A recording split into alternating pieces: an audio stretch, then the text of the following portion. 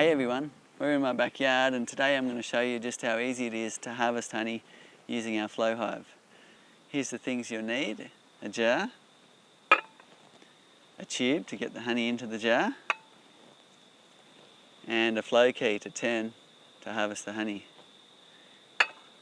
And if you're new to beekeeping, it's a good idea to wear a bee veil or a bee suit until you're really comfortable and confident around your beehive. Okay, so let's have a look and see how much honey is in the flow frames. Oh, look at that. Isn't that gorgeous? Here we have a completely full flow frame. You can see when it's ready by the way they've put the wax capping on each side. Next to it we've got one that's filling. You can see them actually depositing the honey in the cells. If you look closely you might even see their tongues depositing honey. We've harvested these two frames a couple of weeks ago, so you can see these ones are empty. And here you can see a few cells that are still empty. Because this is the edge frame, we can take a look at it through the side window. Look at that. The girls have capped all the cells beautifully. It's good to wait until the frame is all capped, or at least mostly capped, before harvest, so you know the honey is ready and will keep without fermenting. Before you harvest, make sure the hive has a 2.5 degree or more slope backwards so the honey drains out of the frames. If you have a complete flow hive, the slope is already built into the bottom board. There are two positions for this core flute slider.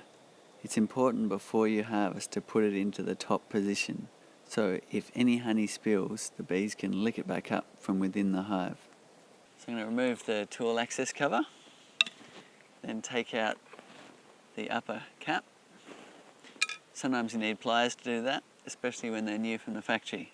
I'll remove the lower cap, and there's a tag on the end of the flow tube, and that goes into the honey leak back point. So the flow logo's on top of the tube. Put my jar under the tube, and the flow key goes in the lower slot. Cool.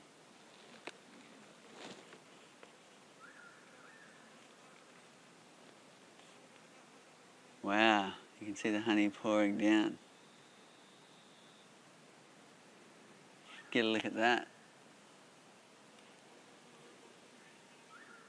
Just absolutely pouring inside the tube here. Isn't that gorgeous? Beautiful, fresh honey straight from the hive. The left-hand side is draining away. The right-hand side's hot on its tail. Just remember, this is just the honey harvesting process. You still need to look after your bees just as you would with any beehive. The quickest I've had a jar fill is in 7 minutes, and the longest would be 3 or 4 hours.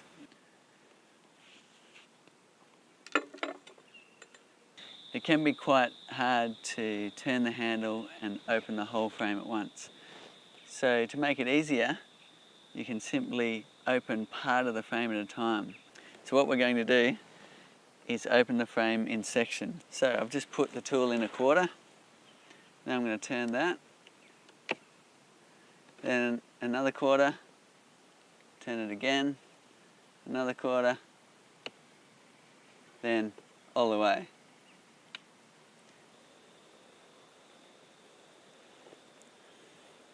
So you notice this honey's flowing quite quickly. The bees keep the hive at about 35 degrees, which means the honey comes out quite warm. You can feel the jar and feel that the honey actually is a little bit warm. So you can see the bees are hardly disturbed on the comb surface. The wax capping that they're standing on hasn't changed, except for the honey's drained out from beneath their feet, out the tube and into the jar. And the bees are coming and going at the front of the hive just as they normally would. Sometimes the honey can take 15 minutes to come out like this jar, or sometimes it can take 3 hours, and it just depends on how thick the honey actually is. So it's springtime here and there's plenty of nectar coming in, so as you can see, the bees haven't come around to rob the honey. But if it was a time where the bees were a bit hungry and you were harvesting, you would need to cover your jar. So you can do that quite simply by using a piece of netting like this and a rubber band, or you can bend a piece of tube into a jar, or you can use a plastic container like this just by making a little cut and a little hole, or some kitchen cling wrap just to wrap around the jar like this. Make sure you save it for next time because I hate wasting plastic. This jar is just about to overflow, so it's more than 3 kilograms of honey now that's come out of that one frame. So we've just had to do a quick jar swap because this jar was just about to overflow. Isn't that amazing? That's over 3 kilograms in that jar and it's still flowing out of one flow frame. So to finish off, we need to reset the combs into their original position.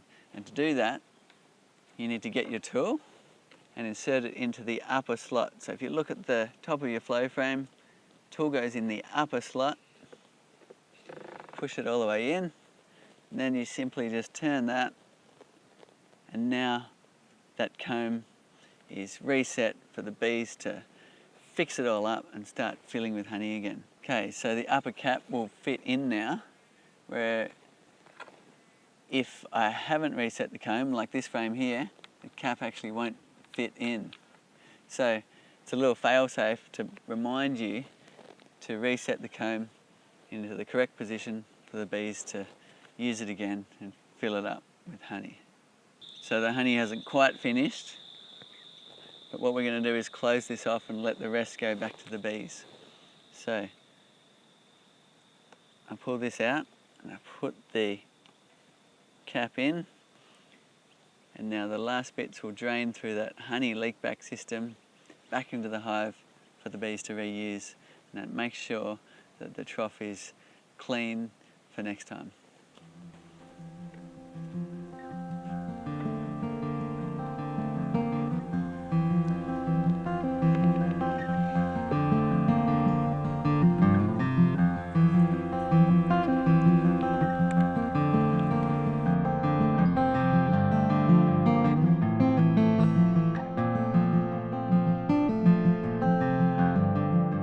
If you want to keep up with all the latest from Flow Hive, make sure you subscribe to the YouTube channel.